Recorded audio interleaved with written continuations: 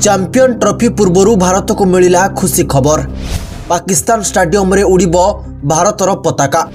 मना करुथला पाकिस्तान किंतु भारत आगरे हार मानिला।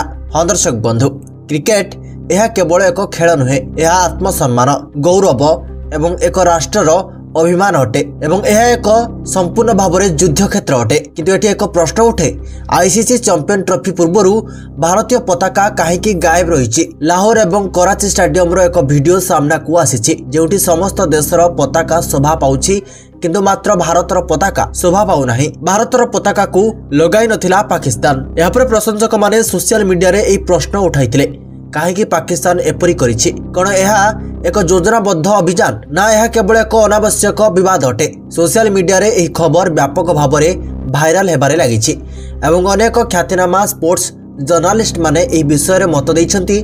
प्रशंसक माने कहउछन्ति यह केवल एक अपमान नुहे, यह आमर राष्ट्रीय गौरव उपरे एक आघात अटे। किंतु एबे यह एक भल एवं खुशी खबर आसीछि, जाहाकु सुनिला परे प्रत्येकटी भारतीय क्रिकेट फैंस गर्व अनुभव करिवे। एबे भारतीय पताका स्टेडियम रे उत्तोलन हेबो। एबे भारतीय पताका मध्य पाकिस्तान स्टेडियम रे उत्तोलन कराजिबो। भारतर दबाव रे आसी पाकिस्तान शेष रे हार मानिछि एवं पाकिस्तान रो स्टेडियम रे एबे भारतर पताका उड़ी बुलिबो। तेबे भारतीय पताका स्टेडियम रे उत्तोलन हेबा सहित प्रशंसक माने याकू भारतर एक बड़ विजय रूप में देखुछन्ति। एही दबाव जदि आमे एभली रखि पारू ताहेले आउ कोनोसी देश हमकु अपमान करि परिबो नाही। तेबे या ऊपर आपण मानकर मतामत कोन? कमेंट करंतु, हमकु जणांतु एवं एभली चमत्कार वीडियो पय हम चैनल को सब्सक्राइब करंतु।